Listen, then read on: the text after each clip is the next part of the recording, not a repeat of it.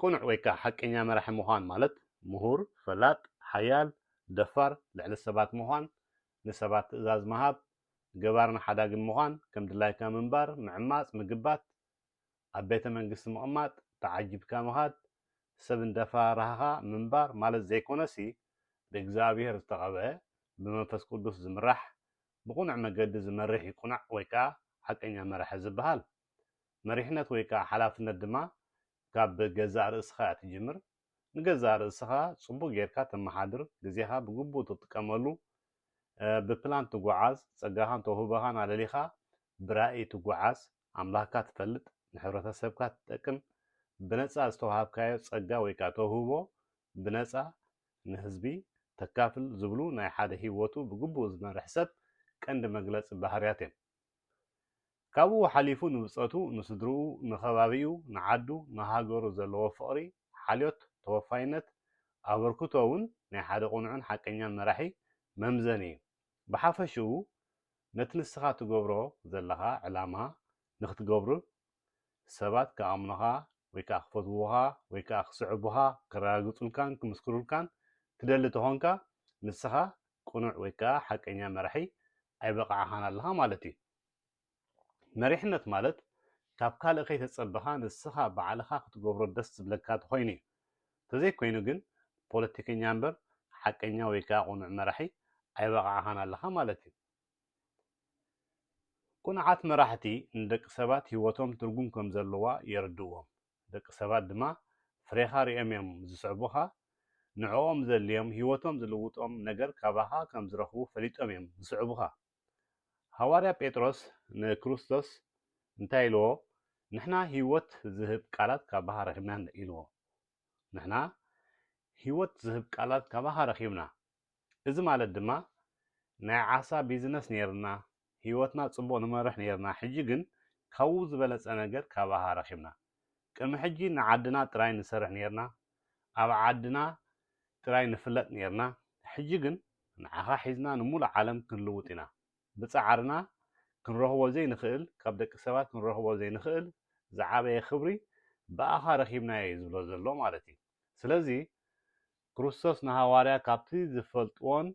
ዝሓስብዎን ዝርእይዎን ዝነበሩ ዝዓበየ ክብሪ ከም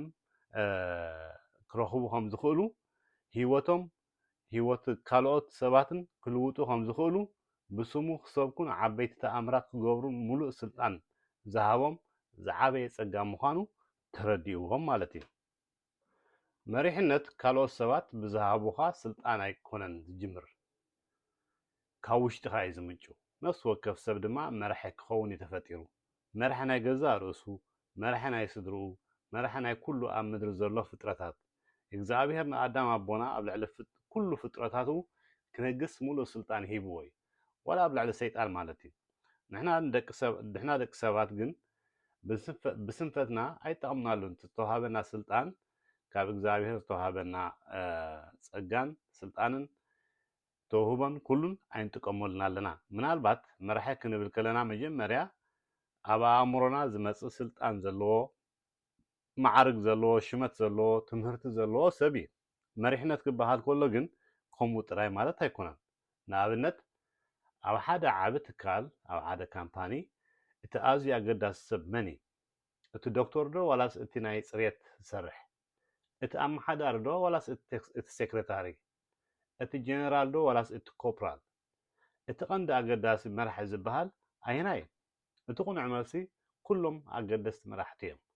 ኩሎም ኣብ ቦቦትኦም መራሕቲ እዮም ንኣብነት ሓንቲ መኪና ዋጋኣ 80,000 ክትኸውን ትኽእል እያ ሞተርኣ ድማ እቲ ዝኸበረ ኣካላታ ክኸውን ይኽእል እዩ ናይ $4 ቀጣን ስልኪ እንተተበቲኻ ግን ወይ ከዓ እንተተቃጺላ ግን ንኩላ እታ መኪና ከምዘይ ትንቀሳቐስ ክትገብራ ትኽእል እያ ስለዚ ነፍሲ ወከፍ ናይታ መኪና ኣቕሓ ኣብቲ ናቱ ስራሕ መራሒ እዩ እግዚኣብሔር ድማ ነፍሲ ወከፍ ሰብ ኣብቲ ንሱ ዘድማዓሉ ኣብቲ ንሱ ንዑ ዝተዋሃበ ተውህቦ ክእለት ዓቕሚ ጸጋ መራሒ ክኸውን ኢሉ ይፈጢርዎ ስለዚ ነፍሲ ወከፍና ሓደ ሕድና ንከባበር ኣለና ብዙሓት ሃይማኖታውያን ሰባት መንፈሳዊ መምህራን ነገራት ንኽቕየሩ ንክመሓየሹ ንክምዕብሉ ንክዕረዩ ንክዕወቱ ለውጢ ንክመጽእ ሽግራት ንኸብቅዕ ብዙሕ ይጽልዩ ኣብቲ ናይ ለውጢ መስርሕ ግን ኢጃሞም ኣየበርክቱን በቲ ሓደ ወገን ድማ ንኩሉ ኣሜን ኢልካ ክትቕበሎ ክትጻወሮ ንካባኻ ዝተሓተ እንዳረኣኻ ክትጸናዕ ይመኽሩኻ ዝኾነ ነገር ትጻወሮ ትኾንካ ግን ክትልወጥ ኣይትኽእልን ኢኻ ክትመሓየሽ ኣይትኽእልን ኢኻ ካብኡ ክትገላገል ካብቲ ዘለኻ ዓዝቐትካ ክትገላገል ኣይትኽእልን ኢኻ ክትበላሓትን ክትመራመርን ኣይትኽእልን ኢኻ ምክንያቱ ነዝታት ትገብር ንሽግራት መፍትሒ ክትናድየሎም ክትፅዕር ከለኻ እዩ ኣብ ዝኾነ ዓውዲ ዝነጥፉ ዘለዉ ሓቀኛን ቁኑዓትን መራሕቲ ኮይኖም በቲ ዘሎ ሽግራት ኣዝዮም ቁጡዓት በቲ ዘሎ ሕማቕ ኩነታት ዓቕሎም ዝፀበቦም ክፃወርዎ ዘይክእሉ ምፅዋር ማለት መቃብር ኮይኑ ዝስምዖም ካብቲ ዘለዎ ኩነታት ክገላገሉ ወትሪ መፍትሒ ክናድዩ ከይደቀሱ ዝሓድሩ እዮም መራሕቲ ንመናጀራት ስራሕ ይህብዎም መምርሒ ይህብዎም ፖሊሲ የውፅሎም ሕጊ ይነድፍሎም ስለዚ መሪሕነት ማለት ብዛዕባ ስልጣን ልዕልነት ሓይሊ ወይ ከዓ ፀለልትነት ፍልጠት ዓልየት ትውልዲ ክእለት ኣይኮነን መራሒ ምዃንን ማናጀር ምዃን ወይ ከዓ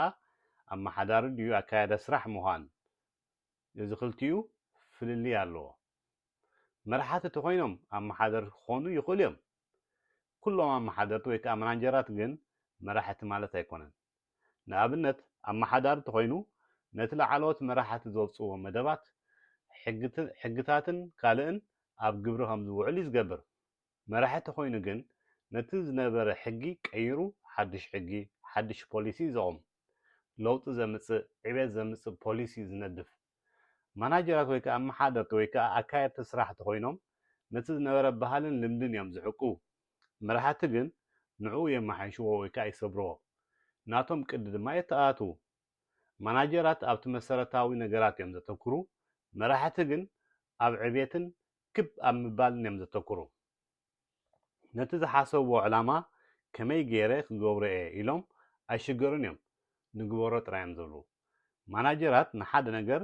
ብቁኑዕ ኣገባብ ኣብ ምትግባር እዮም ዘተኩሩ መራሕቲ ድማ ቁኑዕ ነገር ኣብ ምግባር የተኩሩ ስለዚ ማናጀር ተኾንካ ኣይትዓብን ኢኻ ኣይትልወጥን ኢኻ ትካልካ ሂወትካ ስድራኻ ብማናጀር ዝምራሕ ተኮይኑ ድማ ኣብኡ ኢኻ ትሽከር ካብቲ ዘለኻዮ ሂወት ኣይትወፅን ኢኻ መራሕቲ ግን ይውለዱ ድዮም ወላስ ድሓርዮም ከምኡ ዝኾኑ መዓስ እዩ ሓደ ሰብ መራሒ ዝኸውን እዚኣ ናባኹም ገድፋ ኣብ ዓለምና እታ እንኮ እንስሳ መራሒ ዘይብላ ትበሃል በጊዕ ዝዓሸወት እንስሳ ናብ ዝመራሕካያ ትኸይድ ድማ ንሳ እያ ከምዚ ዝብል ብሂል ኣሎ ሓደ ናይ ኣባጊዕ ሰራዊት ብኣንበሳ ዝተመርሐ ምስ ሓደ ናይ ኣናብስ ሰራዊት ብኣባጊዕ ወይ ከዓ ብበጊዕ ዝተመርሐ ሓደ ናይ ኣባጊዕ ሰራዊት ብኣንበሳ ዝተመርሐ ምስ ሓደ ናይ ኣናብስ ሰራዊት ብበጊዕ ዝተመርሐ ኩናት ተዝገጥሙስ መን ምሰዓረ ዝብል እዩ እስከ መን ምስ በልኩም መልሱኻ እቶም ብኣንበሳ ዝምርሑ ሰራዊት ናይ ኣባጊዕ ምስ ተዓወቱ ነይሮም እየ ዝኸውን ዘሎ ምክንያቱ ንፉዕ መራሒ ንፍራሓት ሰራዊት ከትበዖም ይኽእል እዩ እንዳተባብዐ ንፍራሓትን ድኹማትን ተባዓትን ጀጋኑን ክገብሮም ይኽእል እዩ ክሕይሎም ይኽእል እዩ ድኹም ወይ ከዓ ፍራሕ መራሒ ተኮይኑ ግን ንባዕሉ ተዳሂሉ ነቶም ተባዓትን ጀጋኑን ዝነበሩ ሰራዊቱ ረኽረኻት ወኻሩ ክቅይሮም ይኽእል እዩ ዕውር ንዕውር እንተመሪሕዎ ድማ ተታሓሒዞም እዮም ዝጠፍኡ ወላ ነዞም ፍትሒ ንምምፃእ ለውጢ ንምምፃእ ንቃለስ ኣለና ኢሎም ንብዙሕ ዓመታት ዝመርሑኹም እሞ ከዓ ክሳብ ሕጂ ዝኾነ ለውጢ ዘየርኢኹም ዘለዉ ክትሓቱ ክጅምሩ ኣለኩም ናበይ ኢኻ ትመርሓኒ ዘለኻ ካብቲ ዝነበርካዮ ተበጊስካ ኣበይ በፂሕኻ ኣለኻ እቲ ዝኣተኻዮ ቃል ክሳብ ሕጂ እንታይ ኮይኑ ዘይተተግበረ ኢልካ ምሕታት ኣይትሕመቖም ኣነ ክስዕበካ እንተኮይነ ራእይኻ እንታይ እዩ ዕላማኻ እንታይ እዩ ኣነ ካባኻ ዝኸስቦ እንታይ እዩ ኢልካ ምሕታት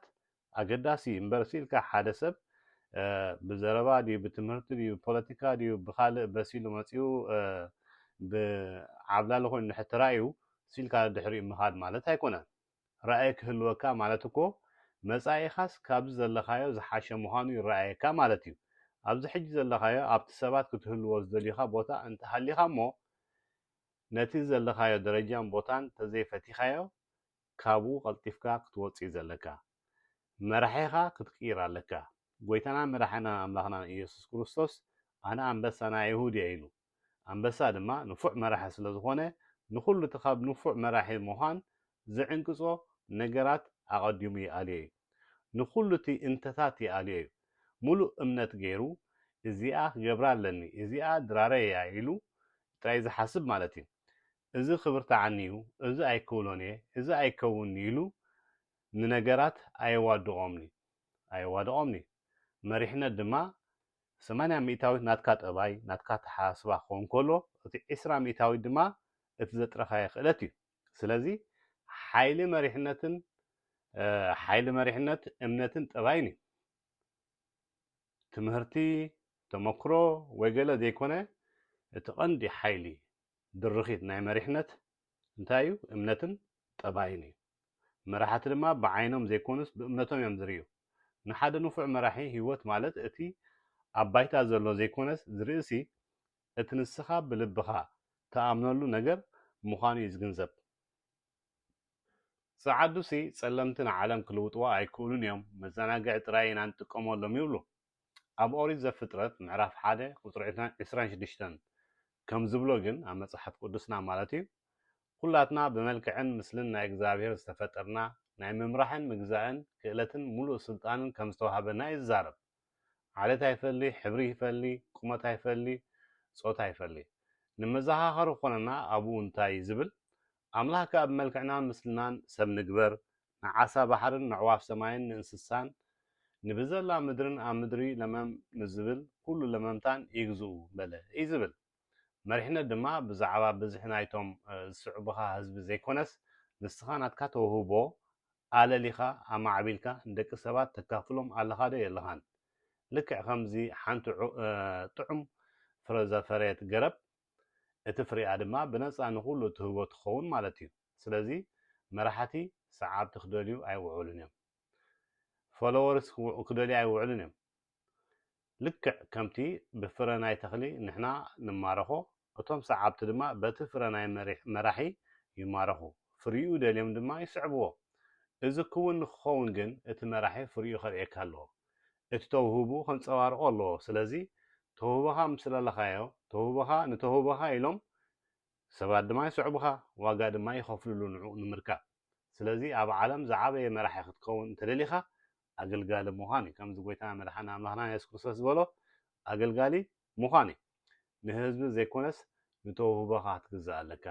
ተውህቦኻ ወይ ከዓ ተልእኾኻ ክትለሊ እንተዘይኪልካ ግን ክተገልግል ኣይትኽእልን ኢኻ ኖርማል ሰራሕተኛ ኮንካ ኢኻ ትነብር ቀንዲ ስራሕኻ ዝበሃል ግን ናትካ ተውህቦኻ እዩ መብዛሕትኡ እዚ ተዓሲብካ ትሰርሖ ስራሕ ግን ንወፃኢታትካ መሸፈኒ ዝኾነካ ናብቲ ናይ ብሓቂ ተልእኾኻ መሳገር ትጥቀመሉ ግዝያዊ ስራሕ እዩ ትምህርቲ ድማ ናትካ ክብሪ ኣይልውጥን እዩ ኣብ ልዕሊ ሰባት ስልጣን እውን በሊሕ ዘይኮነስ እንታይ ዝገብረካ ኣብ ልዕሊ ሰባት ስልጣን ምህላው በሊሕ ዘይኮነ ዝገብረካ እንታይ እዩ ሓደ ግዜ ማዕረኽ እንደ ደንቆሮ ከም ዝኾንካ እዩ ዘቃልዓካ ንሓደ ማንም ሰብ ንኣብነት ናይ ንጉስ ኣኽሊል ኣብ ርእሱ ስለ ዝገበርካሉ ንጉስ ኮይኑ ወይ ከዓ ናይ ንግስነት ብቕዓት ኣለዎ ማለት ኣይኮነን እንታይ ዳ እቲ ኣኽሊል ለቢስዎ ዘሎ ማዕረኽ እንደ ደንቆሮ ምዃኑ የቃልዖ ስለዚ ንሕና ኣብ ምድሪ ዝርከቡ ኣብ ልዕሊ ኩሉ ዓይነት ፍጡር ብእግዚአብሔር ስልጣን ተዋሂብና እዩ ንኽንመርሕ ንኽንገዝእ ማለት እዩ ኣብ ልዕሊ ደቂ ሰባት ፀብለልትነት ክህልወና ስልጣን ክህልወና ግን ኣይተዋሃበናን እዚ ዳሕራይ ዝመፀ እዩ ከምቲ ኣቐዲመ ዝጠቐስክዎ እግዚኣብሔር ንሰብ ፈጢሩ ኣብ ልዕሊ ኩሉ ፍጡር ድማ ስልጣን ሂብዎ እዩ ኣብ ትሕቲ እግዚኣብሔር ኮይኑ ንምድሪ ክዓያን ከመሓድራን ንኩሎም እንስሳት ክባርኾምን ሽም ከውፅኣሎምን ስልጣን ሂብዎም ኩሎም ክገዝዎ ምዃኖም ከዓ ነጊርዎ እግዚኣብሔር መጀመርያ ንኣዳም ዝሃቦ ንግስነት ናይ ምድሪ ንጉስ ምድሪ ክኸውን እዩ ንሕና ብፍላይ ደቂ ተባዕትዮ ንኽንመርሕ ንኽንገዝእ ክንእዝዝን ኢልና ስለተፈጠርና ካልእ ሰብ ኣብ ልዕሊና ክነግስ ከሎ ክእዘና እንከሎ ወላ መፃምድትና ማለት እዩ ደስ ኣይብለናን ሓደ ሰብ እዚ ግበር እዚ ኣይትግበር ኢሉ ክቆፃፀረና ከሎ እንታይ እዩ ቀጨውጮ ዝብለና ብኸምኡ እዩ حدا سب كم زجبر كم زي تجبر كلنا انكلو دس هيبلنا ني مهناتو نحنا جزا رسنا بعلنا هنمرحن كنا محضرن اب جزا رسنا ملو سلطان زلنا ناي كويناس لتفطرنا بخال سب كنزز يصلانا اب دي ان ابناتنا زرئي ناي معبلال منفس لزلنا اب لعل كل فطرت زلينا نغراتن حلافነት كهلونا ኢና እንደሊ ሃብታማት ወይ ሰብ ጸጋ ክንከውን እንደሌሉ ምክንያቱ እኮ ርእስና ክንክእል ካብ ሰብ ከይንደሊ ብኻልእ ሰብ ከይንምለኽ ጉዙኣት ከይንኸውን ከም ድሌትና ክንነብር ካብ ሰብ ተጸበይቲ ከይንኸውን ኣብ ትሕቲ ሰብ ከይንሰርሕ ነቲ ዝሰረትናዮ ስድራ ቤት ኣፍ ልብና መሊእና ከም ድላይና ጌርና ክነመሓድሮ እዩ እምበር ንፈንጠዝያ ንመጋየፂ ንራእዩሎ ኣይኮነን መጽሐፍ ቅዱስ ተለቅሓይ ጊላ ናይ ኣለቅሓዩ ዝበና ብኸምኡ እዩ ገንዘብ ሒዝና ንኩሉ ክንዕብልል ስለንደልዩ እንታይ ከም ንመልዕን እንታይ ከም ንሰትን ኣበይ ከም ንነብርን እንታይ ከም ንኽደንን ክንመርጽ ሙሉእ ዓቕምን ናጽለትን ክህልወና ስለንደልዩ ነቲ ብገንዘብ ንረኽቦ ገንዘብ ዝበና ሓይልን ዓቕምን ንምርካብ እዩ ወተባዕታይ ምስ ሓንቲ ጓል ክሓድር ኣሽሓት ዝኸፍል ኣብ ክቡር ቦታ ዝወስዳን ክቡር ነገራት ዝገዛኣላን ኣዝዩ ስለ ዝፈተዋ ዘይኮነስ ልዕልንኡ ኸርኢ ናይ ዓብላልነት ባህሪ ከንጸባርቕ መራሒ ምዃኑ ከፍልጥ ኩሉ ክገብር ከም ዝኽእል ምእንቲ ኸርኢ እዩ ብዙሕ ገንዘብ ተጥፍኡልክን ብዙሕ ዝፈተወኽን ኣይምሰልክን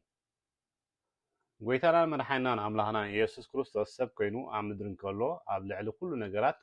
ኣብ ልዕሊ ማይ ኣብ ልዕሊ ንፋስ ኣታኽልቲ የእማን ኣጋንንቲ ሕማም ኮታስ ኣብ ልዕሊ ኩሉ ነገራት ሙሉእ ስልጣን ከም ዘለዎ ኣርኢና ብሰብእነቱ ካልኣይ ኣዳም ተባሂሉ እዚ ማለት ድማ ኣዳም ኣቦና ከምኡ ክገብር ስልጣን ተዋሂቦ ከም ዝነበረ ንሕና እውን ልክዕ ከምኡ ክንገብር ፍቓድ ከም ዘለና እዩ ዘርኢ እዚ ግን ናብ ኣምላኽ ቀሪብካ ሙሉእ እምነት ሒዝካ ሕግን ስርዓትን ናይ እግዚኣብሔር ተኸቲልካ መንፈስ እግዚኣብሔር ሙሉእ ብሙሉእ ኣባኻ ምስ ሓደረ ክትገብሮ ትኽእል እዩ ምድሪ ናትና ግዝኣት ናትና ርስቲ ክትኸውን ተዋሂባትና እያ ገነት ድማ ናይ እግዚኣብሔር መዝሙር ዳዊት 115 ቁጥሪ 16 ከምዚ ይብል መጀመርያ ንምድሪ ፈጢሩ ሽዑ ንዓኣ ዝገዝእ ሰብ ፈጢሩ ስለዚ እግዚኣብሔር ንሕና ጊላታት ዘይኮነስ ነጋውስ ክንከውን ኢሉ ይፈጢርና ንሱ ድማ ናይ ጊላታት ንጉስ ዘይኮነስ ንጉሰ ነገስታት እዩ ኣዳም ግን ዝተዋሃቦ ስልጣን ኣጥፊእዎ ክርስቶስ ድማ መሊስልና ንግስነትና መሊስልና ብደሙ ገዚእልና ንዓና እውን ዳግማይ ወኒንና ሃይማኖት ዘይኮነስ ስልጣን ንግስነት ይሂብና እግዚኣብሔር ግዝኣቱ ከሰፍሕ ኢሉ ንምድሪ ፈጢርዋ ስለዚ ምድሪ ግዝኣቱ እያ ንሰብ ድማ እግዚኣብሔር ነታ ግዝኣቱ ዝኾነት ምድሪ ኸዓያ ከም መሓድራ ብምስልን መልክዑን ፈጢርዎ ንሕና ከምዚ እስላም ዝብልዎ ጊላታቱ ዘይኮናስ ደቁ ኢና ደቂ ንጉስ ድማ ወረስቱ ክኾኑ ኣብ ልዕሊ ግዝኣቱ ክነግሱ ቀዳምነት ኣለዎም ዝኾነ ንጉስ ንኻልእ ሃገር ክገዝእ እንከሎ ቀንዲ ዕላምኡ ግዝኣቱ ከስፍሕ ፀብለልታ ክህልዎ ነቲ ግዝኣቱ ድማ ልክዕ ከም ዓዱ ክቕይሮ ናቱ ኣካይዳ ቋንቋ ባህሉን ልምዱን ኣብቲ ካልእ ግዝኣቱ ከተኣታቱ እዩ ነዚ ንምትግባር ድማ ኣብቲ ሓድሽ ግዝኣቱ ንደቁ የንግሶም ልክዕ ከምኡ ድማ እግዚኣብሔር ዕላምኡ ንመሬት ልክዕ ከም መንግስተ ሰማይ ብሰብ ትመሓደር መንግስተ ሰማይ ከምስላይ ነይሩት መደቡ ንሕና ግን ንዲያብሎስ ኣረኪብና ዝወሃበና ስልጣን ነገስታት እቲ ክብሮም ካብ ግዝኣት ምስፋሕ እዮም ዝረኽብዎ ናይ ምድሪ ነገስታት እቲ ክብሮም እንታይ ካብ ምስፋሕ እዮም ካብ ግዝኣት ምስፋሕ ይረኽብዎ ዝዓበየ ግዝኣት እንተሃልይዎም ዝዓበየ ክብሪ ድማ ይህልወካ ማለት እዩ ከምኡ ስለ ዝኾነ እዩ ድማ እግዚኣብሔር ንኣቦታትና ኣብርሃም ይስሐቅ ያዕቆብ ሙሴ መሬት ከውርሶም ቃል ዝኣተወሎም ሓደ ንፉዕ ሰብኣይ ርስቲ ክህልዎ ኣለዎ ንትውልዲ ዝኸይድ ርስቲ ኣዳም ንእግዚኣብሔር ገዲፉ ንሰበይቱ ስለ ዝሰምዐ ናይ መንግስተ ሰማያት ባህልን ሲስተምን እዩ ኣጥፊኡ ህልውና ናይ እግዚኣብሔር ካብኡ ርሒቑ ምስ ንጉሰ ነገስታት ኣምላኽ ኣማለኽቲ ዝኾነ ፈጣሪኡ ቀጥታዊ ርክቡ በቲኹ ጎይታና መድሓኒና ኣምላኽና ኢየሱስ ክርስቶስ ቤተ ክርስቲያን ወይ ከዓ ኤክላስያ ክስርት ከሎ ስልኡ ክትምስክር ንዓለም ሙሉእ ክትሰብኽ ክትፍውስ ተኣምር እንዳገበረት ብኣካይዳን ባህርያታን ናይ መንግስተ ሰማይ ባህሊ ወይ ከዓ ካልቸር ክተርኢ ናይ ክርስቶስ ግርማ ክተንጸባርቕ كومو غيرو نعالم ملو كتمارخ نابعا خسحب كاب ديابلوس كتناقفيا تسريتا مالتي سلازي بيتا كريستيانا ختنقس مؤمنا ختحنص ኣብ ልዕሊ ደቂ ሰባት ጽልዋ ክትሕድር እዩ ዝግባእ ንብሙሉኡ ናይ ምድራዊ ነገር ክትቋጽሮ እዩ ዝግባእ ስጋብ ሕጂ ግን ገዛኢ ዓለም ሰይጣን እዩ ዘሎ ንሱ እዩ ኣብ ምድሪ ዓብላሊ ዘሎ ምክንያቱ ክርስቶስ ንሰይጣን ሲዒሩ ነቲ ኩሉ ኣዳም ኣቦና ዘጥፍኦ ብደሙ ገዚኡ መሊስልና እዩ ንሕና ግን ኣይተጠቀምናሉን ኣይተለወጥናን ኣይተረዳእናን ዳግማ ያጥፊናዮ እምበር ክርስቶስ ስልጣን ናይ ምድሪ ኣረኪብና መንፈስ ቅዱስ መሊስልና ኣባና ሓድር ፈቂድልና ማለት እዩ መሬት ርስትና መሊስልና ንግስነትና ረኪብና ናይ መንግስተ ሰማይ ዜግነትና መሊስልና ንሰይጣን ንስዕረሉ መንገዲ ምሂርና ንሕና ግን ኣብ ክንዲ ንስዕሮ ነገልግለልና ንሰይጣን ንኣብነት ስርዓት ምሕቃቅ መግብሲ ካብ ኣፍ ጀሚሩ ኣብ መቐመጫና እዩ ዝውድእ ካብ ርእስና እዩ ዝጅምር ኣብ ርእስና ዘጋጠመ ኣብ መቐመጫና ከዓ ንሪኦ ርእስና መንግስተ ሰማይ ክኸውን ከሎ መቐመጫና ድማ ምድሪ ይኸውን ኣሎ ማለት እዩ እግዚኣብሔር ድማ ናብ መንግስተ ሰማይ ክትመፁ ዘይኮነስ መንግስተ ሰማይ ናብ ምድሪ ክትመፅእ ለምኑ ኢልና ምድሪ ከም መንግስተ ሰማይ ክትኮነልኩም ሕተቱ ኢልና ንመንግስተ ሰማይ ድለዩ ኩሉ ዘድልየኩም መሰረታዊ ዝኾነ ነገር ድማ ክወሃበኩም እዩ ኢልና ኣቡነ ዘበሰማያት ጸሎትና እግዚአብሔር ጎይታ መድኃኔ አምላክና ኢየሱስ ክርስቶስ በዓል ዝሃበና ማለት እዩ እታ ጸሎትና ኣቡነ ዘበሰማያት ከምኡ እያ ትብል መንግስትኻ ትምጻእ ፈቃድካ ድማ ከምቲ ኣብ ሰማይ ከምኡ ድማ ኣብ ምድሪ ይኹን እዩ ዝብል እዚ ማለት ድማ ክብርኻ መንግስትኻ ባህልኻ ኣካይዳኻ ሲስተምካ ካብ መንግስተ ሰማያት ካብ ገነት ናብ ምድሪ ይምጻእ ኣብ ምድሪ ከለና እቲ ህይወት ከም መንግስተ ሰማያት ይኹነልና ኢልና ክንጽሊ መኺርና ኣብ መንግስተ ሰማይ ሕሰብ መከራ ጭንቂ ፀበባ ዓመፅ ቅትለት ሕማም ድኽነት ዝበሃል የለን ኣብ ምድሪ ድማ ከምኡ ክኾነልኩም ሕተቱ ኢልና እምበር ጎይታስ ብዛዕባ ሃብቲ ኣይሰበኸን ምክንያቱ ሃብቲ ኖርማል ባህልን ባህርን ናይ መንግስተ ሰማያት ስለ ዝኾነ ማለት እዩ ኣብኡ ድኽነት ዝበሃል የለን ዜጋዊ ምዃን ውሉዱ ምዃን ወራሲ መንግስቱ ምዃን ጥራይ ዘድልየካ ሓደ ካብ እንዳ ነገስታት ዝተወልደ ሰብ ብዛዕባ ገንዘብ ኣይሽገርን እዩ ኣይሓስብን እዩ ገንዘብ ከም በረኸት ኣይቆፅሮን እዩ እዚ ንዕኡ ኖርማል እዩ ኩሉ ናይ ሓባር ሃብቲ ወይ ከዓ ኮመንዌልዝ ስለ ዝኾነ ምክንያቱ ቁኑዓት ነገስታት እቲ ኣብ ግዝኣቶም ዝርከብ ህዝብን መሬትን ይውንንዎ እዮም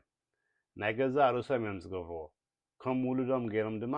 ነቲ ህዝቢ ከናኸንዎ ክብሪ ናይቲ ንጉስ ኣብ ጽባቐ ናይ ህዝቢ ዝግለጽ ከምኡ ስለ ዝኾኑ ኢና ድማ ንንጉስ ጎይታ ንብሎ ንፕሬዚደንት ይኹን ንቀዳማይ ሚኒስተር ግን ጎይታ ይበሃልኒ ንህዝቢ ኣይውንንዎን እዮም እቲ ህዝቢ ይሕማቕ ዝፀብቕ ድማ ኣይግድሶምን እዩ ይጥማዕ ኣይግድሶምን እዩ እቲ ሃገር ትነኣስ ትዕበ ኣይግድሶምን እዩ እቲ ክብሪ ናይ ፕሬዚደንትን ናይ ፕራይም ሚኒስተርን ኦልሬዲ ሒዞሞ ኣለዎ ናይ እግዚኣብሔር ካልእ ስሙ ኣዶናይ ንብሎ ኣዶናይ ማለት ድማ ሓያል ወናኒ ጎይታ ማለት እዩ ጎይታ ሰማይን ምድርን ከምዚ ክብሎ ዝፀናሕኹ ሓደ ሰብ ንጉስካ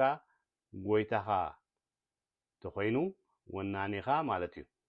ፕሬዚደንት ይኹን ቀዳማይ ሚኒስተር ግን ነቲ ህዝቢ ይኹን ነቲ ሃገር ኣይውንንዎን እዮም ርስቶም ኣይኮነን ኣገልግሎቶም ምስ ኣብቅዑ ኩሉ ነገር እዩ ዘብቅዕ ናብ ደቆምን ደቂ ደቆምን ኣይሳገር ነቲ ስልጣን ጎይተት ስለ ዘይኮኑ ጎይታ ተባሂሎም ኣይፅውዑን እዮም መጽሓፍ ቅዱስና ግን ምድሪ ኩሉ ኣብኣ ዝርከብን ናይ ጎይታ እዩ ይብል ናይ መንግስቲ ኣምላኽ ዜጋ ንኽትኸውን ድማ ኢየሱስ ክርስቶስ ንጉስካ መድሓኒኻ ኣምላኽካ ምዃኑ ኣሚንካ ብልሳንካ ክትምስክር ኣለካ ክትጥመቕ ኣለካ ሕጉን ስርዓቱን ድማ ክተኽብር ኣለካ ናይ ሓደ ንጉስ ክብሪ ጸጋ ዝና ልዕልና በቲ ናይ ህዝቢ ክብሪ በቲ ናይ ህዝቢ ዕቤትን ጽባቐን በቲ ናይ ህዝቢ ምዕባለን ደረጃ መናብሮን እዩ ዝልካዕ ስለዚ ሓደ ንጉስ ህዝቡ በትኻት ወይ ከዓ ድኻታት ውፅዓት ሕሙማት ድኹማት ኣዝዮም ትሑታትን ጭኑቓትን እንተኮይኖም ንዕኡ ይሕስሮ ስለ ዝኾነ ከምኡ ክኾኑ ኣይደልዩን እዩ ከም ፕሬዚደንት ናይ ህዝቢ ወፅዓ ዘይግድሶ ኣይኮነን ነቲ ንጉስ ግን ናይ ህዝቡ ሕሰም ንኽብሩ ብቐጥታ ይጸልዎ ዓብ ፀርፊ እዩ ስለዚ اتزطرو هابتي سفيح مريتن كالئن ناتو زي كونس ناي حباريو ناي هزبيو كوم سلا زغونه حدا نغوس زمغبكا زفوسكا زمهركا منتها يلو نعها وحغسكا يلو زي كونه ምእንቲ ገዛ ርእሱ ኢሉ ናትካ ሓጎስ ጽጋብ ምዕባለ ጥዕና ነቲ ናቱ ክብሪ ክብ ስለ ዘብል እዩ ዋ ህዝቡ ደቁ ስድሩ ናይ ብሓቂ ከምዚ እዮም ተባሂሉ ብጽቡቕ ክለዓሉ ከለዉ ንዕኡ ጽቡቕ ስም ይዝህቦ ዓብ ክብሪ ይዝህቦ መንነቱ እንታይነቱ ጸጉን ጥበቡን ሓይሉን ብቕዓቱን ጥባይን ባህርያቱን ኣብቲ ህዝቡ እዩ ዘንጸባርቕ ስለዚ ንዓኻ ዝከናኸነካ ከይሓስመካ ከይከፋእካ ጽቡቕ ገይሩ ዝሕልወካን ዝከናኸነካን ምእንቲ ርእሱ ኢሉ እዩ እግዚኣብሔር ድማ ልክዕ ከምኡ ናቱ ምስሊ ናቱ ጽባቐ ናቱ ክብሪ ናቱ ባህርያትን ሓይልን ጥበብን ኣባና ኣብ ክርስቲያን ክግለጽ እዩ ዝግባእ ህላውነት ናይ እግዚኣብሔር ልዕሊ ኩሉ ኣባና ተገሊጹ ሰባት ድማ ናትና ጽቡቕ ነገር ርዮም ብኣካይዳናን መናብረናን ተመሲጦም ንኣምላኽና ከምልኽዎ እዩ ዝግባእ ንሕና ግን ኣይነፍዓናን ኣብነታውያን ኣይኮናን ንነብስና እውን ኣይኮናን ስለዚ ንእግዚኣብሔር ነመስግኖ ንምስክረሉ ከምቲ ሎሙኑ ክወሃበኩም እዩ ኩሓኩሑ ከዓ ክረሓወልኩም ኢሉ ቃል ዝኣተወልና ምእንቲ ክብሪ ስምካ ኢልና ዘልየና ንሕተቶ ንሱ ድማ ክብሩ ክሕሉ ክብሩ ክዕቅብ ሓይልን ጥበቡን ክግለጽ ኢሉ ቅዱስ ስለ ዝኾነ ኣብ ቃሉ ጽኑዕ ስለ ዝኾነ ጸሎትና ክሰምዕ እዩ ኣምላኽ ሓደ ነገር ክሓተካ እንከሎ ድማ ስለ ዝደለዮ እዩ ዝሓተካ ንኩሉ ዝውንኖ ንሱ ምዃኑ ኣይንረስዕ ኩሉ ናት እዩ ንሱ ዝሓተካ ንስኻ እንታይ ከም ዝስማዓካ ክፈልጥ እዩ ኩሉ ናትካ እዩ ኢልካ ዲኻ ትሓስብ ኩሉ ናይ እግዚኣብሔር ኢልካ ዲኻ ትሓስብ ዋላስ ናተይ ባዕለይ ዝጥረኽቦ ኢልካ ኢኻ ትሓስብ ክፈልጥ ስለ ዝደሊ እዩ እምበር ገንዘብካ ወይ ገንዘብ ሃብታም ሰብ ስለ ዝደለየ ኣይኮነን ናይ ብሓቂ ወዲ ንጉስ ናይ ብሓቂ ወዲ እግዚኣብሔር ናይ ብሓቂ ደቂ መንግስተ ሰማይ ከም ዝኾንና ይርዳኣናን ኣይርዳኣናን ንምርጋጽ እዩ ምክንያቱ ልክዕ ከምቲ ዜጋታት ናይ ሓንቲ ሃገር ወነንቲ ናይ ኩሉ ጸጋታት ናይቲ ሃገር ዝኾኑ ንሕና ድማ ብክርስቶስ ኣሚንና ውሉድ እግዚኣብሔር ወረስቲ መንግስቱ ዜጋታት መንግስተ ሰማይ ስለ ዝኾንና ተኻፈልቲ ጸጋታት መንግስተ ሰማይ ኢና ዝዓበየ ሃብትና ኣብ መንግስተ ሰማይ ኣብቲ ናይ ዘለኣለም ህይወት ምዃኑ ኣሚንና ብናይ ምድራዊ ሃብቲ ክንግዛእ የብልናን ጎይታና ሃብታም ናብ መንግስተ ሰማይ ክኣቱ ገመል ብዓይኒ መርፍቅ ክትሓልፍ ይቐልል ዝበለና እኮ ኩሉ ሃብታም ሓጢአተኛ እዩ ማለት ኣይኮነን ከምኡ ዘይኮነስ እቲ ሃብታም ነቲ ሃብቱ በዓሉ ዘጥረዮ ንሱ ዝውንኖ ልዕሊኡ ዘየለ ኮይኑ ስለ ዝስምዖ እዩ ናብ እግዚኣብሔር ብምቕራቡ ዝለዓለ ሃብትን ጸጋን ክረክብ ከም ዝኽእል ስለ ዘይኣምን እዩ ስለዚ ንሕና ብዘይ እግዚኣብሔር ክንነብር ኣይንኽእልን ኢና እግዚኣብሔር ድማ ብዘይ በኣና ኣብ ምድሪ ዝኾነ ክገብር ኣይክእልን እዩ ዝኾነ ንክገብር ሰብ የልዮ እዚ ድማ ብፍቓዱ ዝገበሮ ዳ እምበር ስለ ዘይከኣሎ ኣይኮነን